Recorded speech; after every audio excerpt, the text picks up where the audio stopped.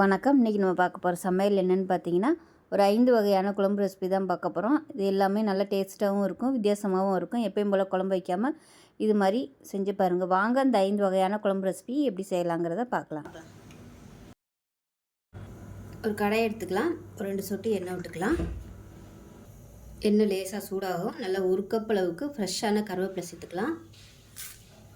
சேர்த்துட்டு நல்லா மொறுன்னு வறுத்து எடுத்துக்கலாம். இப்போ பாருங்கள், கருவேப்பிலை இந்த அளவுக்கு நல்லா கருப்பட்டதும் மிக்ஸி ஜாருக்கு மாற்றிக்கலாம்.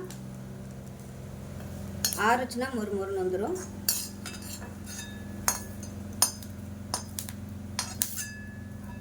அதே கடாயில் ஒரு 2 சொட்டு எண்ணெய் விட்டுக்கலாம். இப்போ இதில் 1 டீஸ்பூன் அளவுக்கு உளுந்து, 1 டீஸ்பூன் கடலைப்பருப்பு, 1/2 டீஸ்பூன் மிளகு, 1/2 டீஸ்பூன் சீரகம், இது கூடவே 1/4 டீஸ்பூன் போல் வெந்தயம், சின்ன சைஸாக ஒரு 3 துண்டு பெருங்காயம், கட்டி பெருங்காயம். தூள் பெருங்காயமாக இருந்துச்சுன்னா குழம்பு வைக்கையில் நீங்கள் சேர்த்துக்கோங்க. இது நல்லா வாசனை வர அளவுக்கு வறுத்துக்கலாம். இது நல்லா வறுபட்டுருச்சு. இப்போ இதையும் ஒரு மிக்ஸி ஜாருக்கு மாற்றிக்கலாம். இந்த கருவேப்பிலை, இந்த வறுத்த பொடி, இது எல்லாத்தையும் நல்லா ஆறுனதுக்கப்புறமா பவுடர் மாதிரி பொடி பண்ணி எடுத்துக்கலாம். இப்போ அதே கடாயில் தேவையான அளவுக்கு நல்லெண்ணெய் சேர்த்துக்கலாம். எண்ணெய் நல்லா சூடானதும் கடுகு 1 டீஸ்பூன், சீரகம் 1 டீஸ்பூன், வெந்தயம் 1 டீஸ்பூன் சேர்த்துக்கலாம். இது கூடவே ஒரு 3 வரமிளகாய் சேர்த்துக்கலாம்.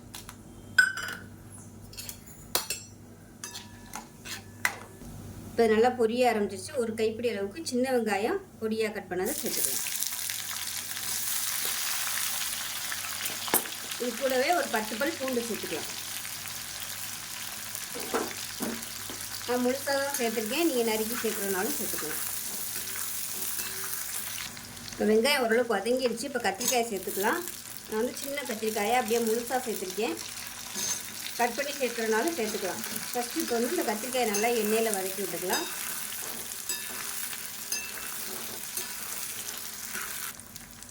இப்போ இதில் உப்பு சேர்த்துக்கலாம். இந்த ஸ்டேஜில் உப்பு சேர்த்திங்கன்னா கத்திரிக்காயில் நல்லா உப்பு இறங்கிக்கிறோம். இப்போ பாருங்கள், கத்திரிக்காய் நல்லா வதங்கிடுச்சு. இதில் வந்து நல்லா ஒரு 2 டீஸ்பூன் அளவுக்கு வீட்டில் அரைச்சி வச்சுக்க குழம்பு மிளகாத்தூள் சேர்த்துக்கலாம். கம்மியாக சேர்த்திங்கன்னா போதும், ஏன்னா மசாலா அதுக்கப்புறமா நம்ம சேர்க்க போகிறோம். அதனால் இந்த அளவுக்கு சேர்த்திங்கன்னா போதும். இது கூடவே தனி மிளகாத்தூள் 1 டீஸ்பூன் போல் சேர்த்துக்கலாம். உங்கள் காரத்துக்கு ஏற்ற மாதிரி சேர்த்துக்கோங்க. காரம் அதிகம் பிடிக்குன்னா இன்னும் கூட நீங்கள் 1 டீஸ்பூன் சேர்த்துக்கலாம். இது நல்லா எண்ணெயில் வதக்கியாச்சு. இப்போ மீடியம் சைஸாக 2 தக்காளி நான் வந்து மிக்சியில் அடித்து வச்சுருக்கிறேன். நீங்கள் நறுக்கி போடுறதுனாலும் போட்டுக்கலாம். இப்போ எல்லாத்தையும் நல்லா கலந்து விட்டுட்டு மீடியமான ஃப்ளேமில் அந்த தக்காளியோட பச்சை வாசனை போகிற அளவுக்கு வதக்கி விட்டுக்கலாம். இப்போ பாருங்கள், நல்லா எண்ணெய் பிரிஞ்சு தொக்கு மாதிரி வந்துருச்சு. இந்த ஸ்டேஜில் தேவையான அளவுக்கு தண்ணி சேர்த்துக்கலாம். நல்லா கொதிக்கிற தண்ணியாக சேர்த்துக்கோங்க. குழம்பு எவ்வளோ தேவையோ அதுக்கு தகுந்த மாதிரி தண்ணி சேர்த்துக்கோங்க. இப்போ அடுப்பு நல்லா ஹை ஃப்ளேமில் வச்சுட்டு கலந்து விட்டுக்கலாம். இந்த ஸ்டேஜில் சின்ன லெமன் சைஸ்க்கு புளி கரைச்சி வச்சுருக்கேன். அந்த தண்ணியை சேர்த்துக்கலாம். நான் கொஞ்சம் மிச்சம் வச்சுருக்கேன், பார்த்துக்கிட்டு தண்ணி சேர்த்துக்கோங்க உங்களோட புளிப்புக்கு தகுந்த மாதிரி. புளிப்பு கம்மியாக இருக்குது, மிச்சத்தையும் நான் ஊற்றிடுறேன். இப்போ குழம்புக்கு தேவையான உப்பு சேர்த்துக்கலாம். நல்லா தளன்னு கொதிக்க ஆரம்பித்தோடனே அடுப்பு நல்லா குறைச்சி வச்சுருங்க. குறைச்சி வச்சுட்டு நல்லா வற்றணும். வற்ற விட்டதுக்கப்புறம் சூப்பரான குழம்பு ரெடி ஆயிடும். கத்திரிக்காய் போட்ட கருவேப்பிலை குழம்பு. இப்போ பாருங்கள், நல்லா கொதிக்க ஆரம்பிச்சிருச்சு. இப்போ நம்ம வறுத்து பொடி பண்ணி வச்சுருந்த அந்த பொடியை அப்படியே சேர்த்துக்கலாம். கருவேப்பிலை மசாலா எல்லாம் போட்டு வறுத்து வச்சுருந்தோம் இல்லையா, அந்த பொடி வந்து இந்த ஸ்டேஜில் சேர்த்துக்கோங்க.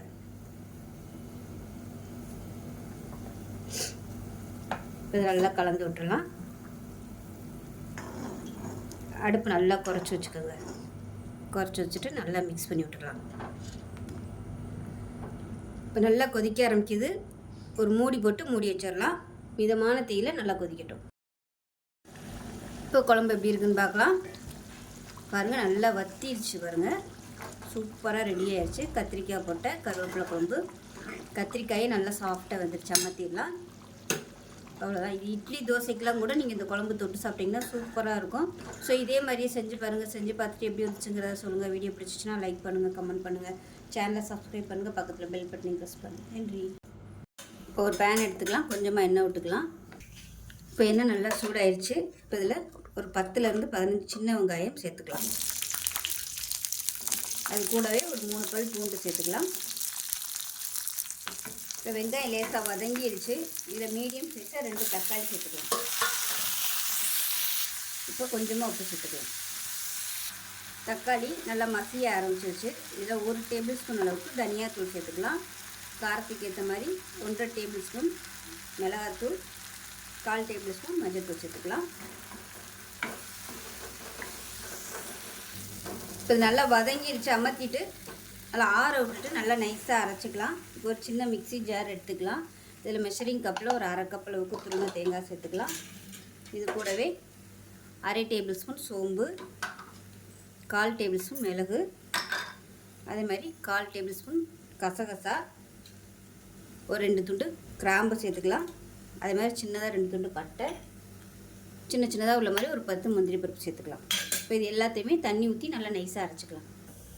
இப்போ ஒரு கடாயை எடுத்துக்கலாம். தேவையான அளவுக்கு எண்ணெய் சேர்த்துக்கலாம். எண்ணெய் நல்லா சூடாயிடுச்சு. சோம்பு சேர்த்துக்கலாம். ஒரு சின்னதாக ஒரு துண்டு பட்டை, ஒரு ஏலக்காய், 2 கிராம்பு சேர்த்துக்கலாம். கருவேப்பிலை சேர்த்துக்கலாம். பொடியாக நறுக்குன சின்ன வெங்காயமும் ஒரு 3 பச்சை மிளகாயும் சேர்த்துக்கலாம்.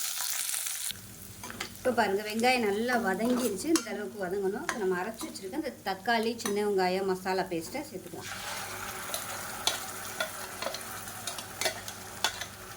சேர்த்துட்டு இது நல்லா வதங்கட்டும். இப்போ பாருங்கள், மசாலா சேர்த்து நல்லா வதக்கியாச்சு. இப்போ கொஞ்சமாக தண்ணி ஊற்றிக்கலாம். நான் வந்து நல்லா சுடு தண்ணியாக ஊற்றுறேன். இப்போ கொஞ்சமாக ஊற்றிக்கலாம். ஊற்றிட்டு ஒரு 2 நிமிஷம் நல்லா கொதிக்கட்டும். இப்போ பாருங்கள், தண்ணி ஊற்றி நல்லா கொதிக்க ஆரம்பிச்சிருச்சு. இப்போ அரைச்சி வச்சுருக்க அந்த தேங்காய் பேஸ்ட்டையும் சேர்த்துக்கலாம்.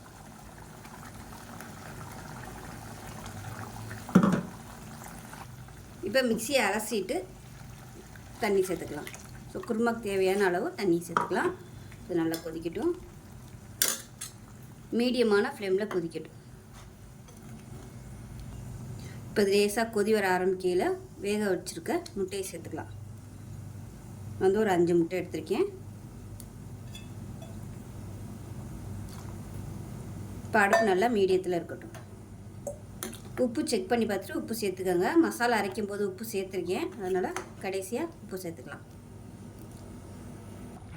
இப்போ பாருங்கள், குருமா சூப்பராக ரெடி ஆயிடுச்சு. நல்லா பச்சை வாசனை போய் நல்லா கமகமன் வாசனை வருது. இப்போ பொடியாக நறுக்குன கொத்தமல்லியில் சேர்த்துட்டு அமர்த்திடலாம். அவ்வளோதான், சூப்பரான குருமா ரெடி ஆயிடுச்சு. இது சாதத்துக்கு ஊற்றி சாப்பிட்லாம். இட்லி, தோசை, சப்பாத்தி, பரோட்டா எல்லாத்தையுமே தொட்டு சாப்பிட்றதுக்கு சூப்பராக இருக்கும். ஸோ செஞ்சு பாருங்கள். செஞ்சு பார்த்துட்டு எப்படி இருந்துச்சுங்கிறத சொல்லுங்கள். வீடியோ பிடிச்சிச்சின்னா லைக் பண்ணுங்கள், கமெண்ட் பண்ணுங்கள், சேனலை சப்ஸ்கிரைப் பண்ணுங்கள், பக்கத்தில் பெல் பட்டனையும் ப்ரெஸ் பண்ணுங்கள். நன்றி. இப்போ ஒரு பேன் எடுத்துக்கலாம். பேன் சூடானதும் அதில் ஒரு 4 டீஸ்பூன் அளவுக்கு வர கொத்தமல்லி சேர்த்துக்கலாம். இப்போ அதே ஸ்பூனில் 2 டீஸ்பூன் அளவுக்கு கடலைப்பருப்பு சேர்த்துக்கலாம். 2 டீஸ்பூன் துவரம்பருப்பு சேர்த்துக்கலாம். மிளகு 1/2 டீஸ்பூன் சேர்த்துக்கலாம். சீரகம் 1 டீஸ்பூன் சேர்த்துக்கலாம். வெந்தயம் 1/2 டீஸ்பூன் சேர்த்துக்கலாம். கடுகு ஒரு 1/2 டீஸ்பூன் சேர்த்துக்கலாம். இது கூடவே 11 வரமிளகாய் சேர்த்துக்கலாம். இது எல்லாத்தையுமே நல்லா வாசனை வர அளவுக்கு வறுத்துக்கலாம்.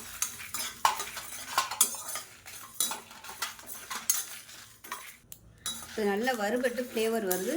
அதே சமயம் எல்லாமே நல்லா வெடிக்க ஆரம்பிச்சிருச்சு. இப்போ வேறு பிளேட்டுக்கு மாற்றிக்கலாம். இப்போ பாருங்கள், பெருங்காயம் நல்லா பொரிஞ்சு வந்துருச்சு. இதை எடுத்துடலாம். எடுத்துகிட்டு நம்ம வறுத்து வச்சுருக்க இந்த மசாலாவோட சேர்த்துக்கலாம். சேர்த்துட்டு நல்லா ஆறுனதுக்கப்புறமா நல்லா நைஸாக அரைச்சிட்டு பார்க்கலாம். இப்போ ஒரு பேன் எடுத்துக்கலாம். நல்லெண்ணெய் வந்து தாராளமாக சேர்த்துக்கலாம். வத்த குழம்பு நல்லெண்ணெயில் செஞ்சிங்கன்னா சூப்பராக இருக்கும். எண்ணெய் சூடானதும் 1 டீஸ்பூன் போல் கடுகு, 1 டீஸ்பூன் சோம்பு, இது கூடவே கொஞ்சமாக 1 டீஸ்பூன் போல் தாளிப்பு வடகம் சேர்த்துக்கலாம்.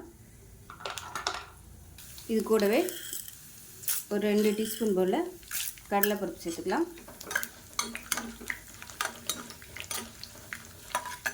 இது கூடவே நல்லா ஒரு 20லேருந்து 25 சின்ன வெங்காயம் முழுசாக அப்படியே சேர்த்துக்கலாம். இது கூடவே ஒரு 10 பல் பூண்டு சேர்த்துக்கலாம். பெரிய பல்லாக எடுத்துருக்கேன்.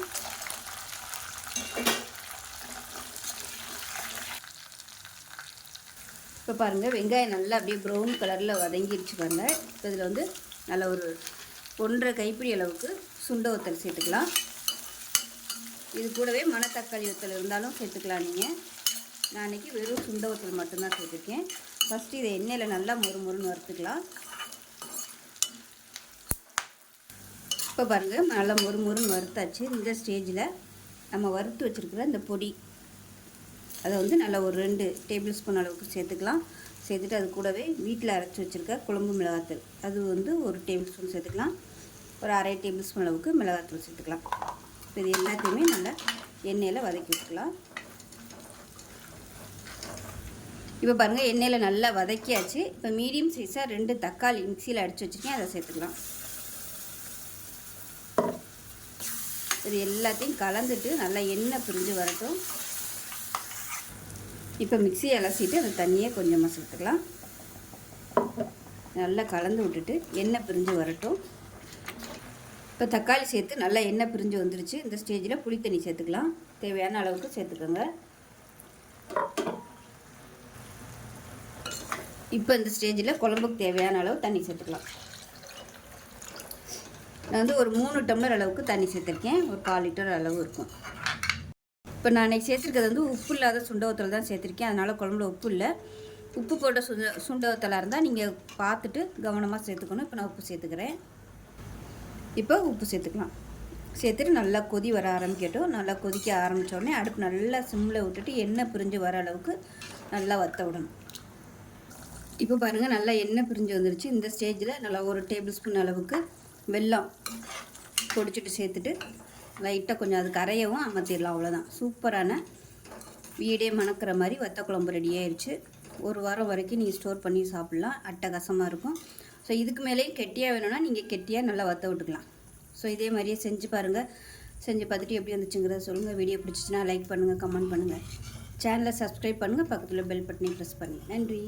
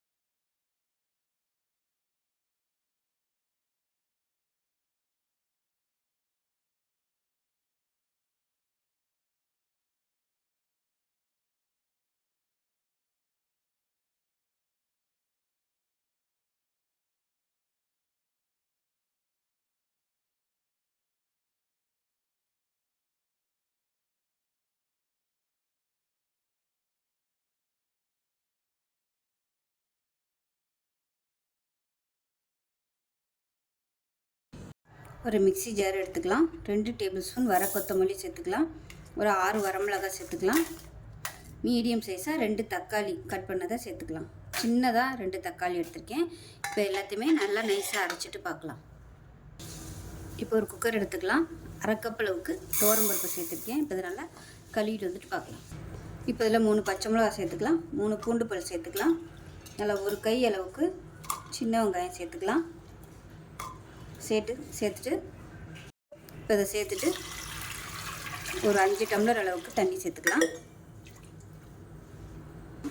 இப்போ இதில் கொஞ்சமாக மஞ்சள்தூள் சேர்த்துக்கலாம். ஒரு 2-3 சொட்டு எண்ணெய் விட்டுக்கலாம். இப்போ குக்கரை மூடி வச்சுட்டு நல்லா ஒரு 4-5 விசில் விட்டுட்டு ஸ்டீம் போனதுக்கப்புறம் பார்க்கலாம். இப்போ பருப்பு எப்படி இருக்குன்னு பார்க்கலாம். இப்போ இது வந்து ஒரு மேஷர் வச்சு நல்லா மசிச்சு விட்டுக்கலாம். சரி, எல்லாமே கரைஞ்சி வர அளவுக்கு மசிச்சு விட்டுக்கலாம்.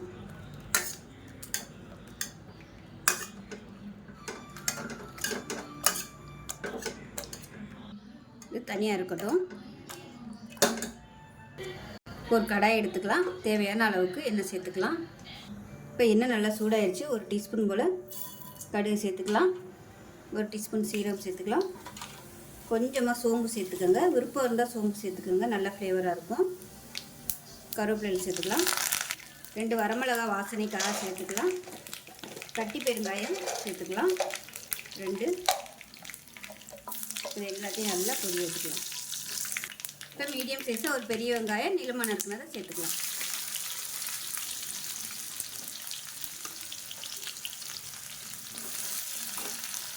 வெங்காயம் நல்லா வதங்கிடுச்சு. நம்ம அரைச்சி வச்சுருக்க இந்த தக்காளி வரமிளகா பேஸ்ட்டை சேர்த்துக்கலாம். சேர்த்துட்டு நல்லா வதக்கி விட்டுக்கலாம். இப்போ மசாலா நல்லா வதங்கிடுச்சு. நல்லா ஒரு 2 டீஸ்பூன் அளவுக்கு சாம்பார் தூள் சேர்த்துக்கலாம். இதையும் சேர்த்து நல்லா வதக்கி விட்டுக்கலாம்.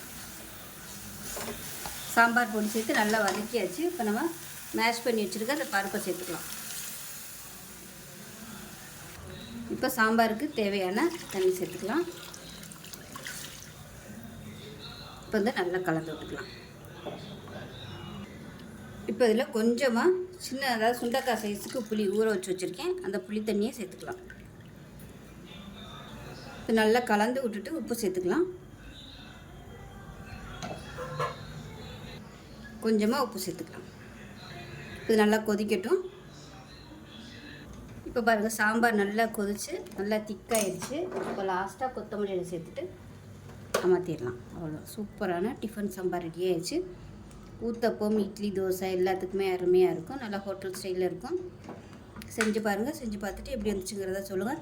வீடியோ பிடிச்சின்னா லைக் பண்ணுங்கள், கமெண்ட் பண்ணுங்கள், சேனலை சப்ஸ்கிரைப் பண்ணுங்கள், பக்கத்தில் பெல் பட்டனை ப்ரெஸ் பண்ணுங்கள். நன்றி. இப்போ ஒரு பேன் எடுத்துக்கலாம். தேவையான அளவுக்கு எண்ணெய் விட்டுக்கலாம்.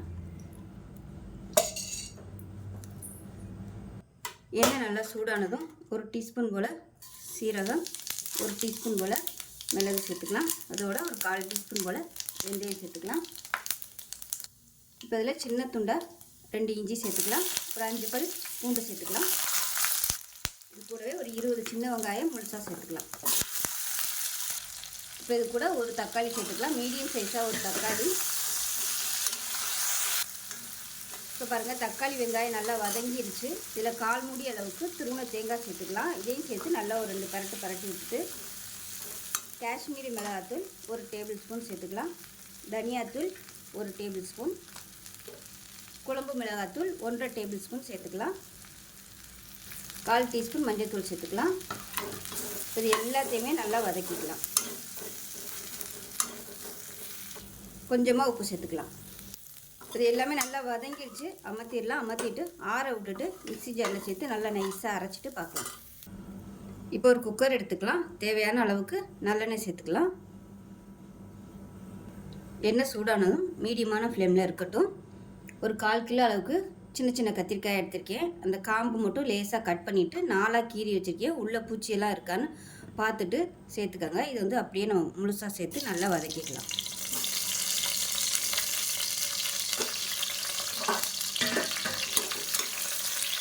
இப்போ பாருங்கள், கத்திரிக்காய் நல்லா வதங்கிடுச்சு. இதை வேறு பிளேட்டுக்கு மாற்றிக்கலாம். இப்போ கத்திரிக்காய் வதக்குனா அதே எண்ணெயில் ஒரு டீஸ்பூன் போல் கடுகு சேர்த்துக்கலாம், கொஞ்சமாக சோம்பு சேர்த்துக்கலாம், கொஞ்சமாக சீரகம் சேர்த்துக்கலாம், ஒரு 2 வெந்தயம் சேர்த்துக்கலாம், 2 வரமிளகா சேர்த்துக்கலாம், கொஞ்சமாக கருவேப்பிலை சேர்த்துக்கலாம். இது எல்லாமே நல்லா பொரிய ஆரம்பிச்சிருச்சு. ஒரு 10 சின்ன வெங்காயம் முழுசாக அப்படியே சேர்த்துக்கலாம், 4 பல் பூண்டு சேர்த்துக்கலாம். இது கூடவே மீடியம் சைஸாக ஒரு தக்காளி சேர்த்துக்கலாம். இப்போ பார்த்தா தக்காளி வெங்காயம் எல்லாமே நல்லா வதங்கிடுச்சு. இந்த அளவுக்கு நல்லா வதங்கணும். நம்ம அரைச்சி வச்சுருக்க இந்த மசாலா பேஸ்ட்டை சேர்த்துக்கலாம். இப்போ மிக்சியை அலசிட்டு கொஞ்சமாக தண்ணி சேர்த்துக்கலாம். இந்த மசாலாவை நல்லா வதக்கிக்கலாம். ஏதாவது கொஞ்சம் பச்சை வாசனை இருந்துச்சுன்னா நல்லா போயிடும். கொஞ்சம் எண்ணெய் பிரிஞ்சு வர அளவுக்கு வதக்கிக்கலாம். இப்போ பாருங்கள் நல்லா எண்ணெய் பிரிய ஆரம்பிச்சிருச்சு. இப்போ லெமன் சைஸுக்கு புளி கரைச்சிட்டு சேர்த்துக்கலாம். புளி தண்ணியை தேவையான அளவுக்கு சேர்த்துக்கோங்க. இது நல்லா கலந்து விட்டுட்டு நம்ம வதக்கி வச்சுருக்க இந்த கத்திரிக்காயையும் சேர்த்துக்கலாம். சேர்த்து நல்லா கலந்து விட்டுக்கலாம். உப்பு சேர்த்துக்கலாம். இப்போ இந்த குழம்புக்கு தேவையான தண்ணி சேர்த்துக்கலாம். தண்ணி நல்லா சூடு பண்ணிவிட்டு தண்ணியை சேர்த்துக்கோங்க. ஏன்னா மசாலாலாம் நல்லா வதக்கியிருக்கோம், டேஸ்ட்டு மாறிடும் உங்களுக்கு நீங்கள் பச்சை தண்ணி ஊற்றுனீங்கன்னா. அதனால் சூடான தண்ணி ஊற்றுனீங்கன்னா அந்த ஹீட் வந்து நல்லா மெயின்டைன் ஆகிடும். இப்போ பாருங்கள் திக்னஸ் வந்து இந்த அளவுக்கு இருக்கணும். பார்க்கையிலே தெரியும் உங்களுக்கு. எண்ணெய் கத்திரிக்காய் குழம்பு ரொம்ப தண்ணியாக இருக்கக்கூடாது, இந்த மாதிரி இருக்கணும். இது விசில் விட்டு வரையில் கரெக்டாக வரும். அவ்வளோதான். இப்போ குக்கரை மூடி வச்சிடலாம். குக்கரை மூடிட்டு நல்லா ஒரு 2 விசில் விட்டுட்டு ஸ்டீம் போனதுக்கப்புறம் பார்க்கலாம். இப்போ குழம்பு எப்படி இருக்குன்னு பார்க்கலாம். பாருங்கள் சூப்பராக வந்துடுச்சு. அருமையான எண்ணெய் கத்திரிக்காய் குழம்பு ரெடி ஆயிடுச்சு. ஸோ இதே மாதிரியே செஞ்சு பாருங்கள். இட்லிக்கெலாம் தொட்டு சாப்பிட்டிங்கன்னா அட்டகாசமாக இருக்கும். தோசை ஊத்தப்பம் எல்லாத்துக்குமே அருமையாக இருக்கும். பாருங்கள் கத்திரிக்காய் உடையலை நல்லா சாஃப்டாக வந்துருச்சு. ஸோ இதே மாதிரியே செஞ்சு பாருங்கள். ரெஸ்ட் செஞ்சு பார்த்துட்டு எப்படி வந்துச்சுங்கிறத சொல்லுங்கள். வீடியோ பிடிச்சிச்சின்னா லைக் பண்ணுங்கள், கமெண்ட் பண்ணுங்கள், சேனலை சப்ஸ்கிரைப் பண்ணுங்கள், பக்கத்தில் உள்ள பெல் பட்டனையும் ப்ரெஸ் பண்ணுங்கள். நன்றி.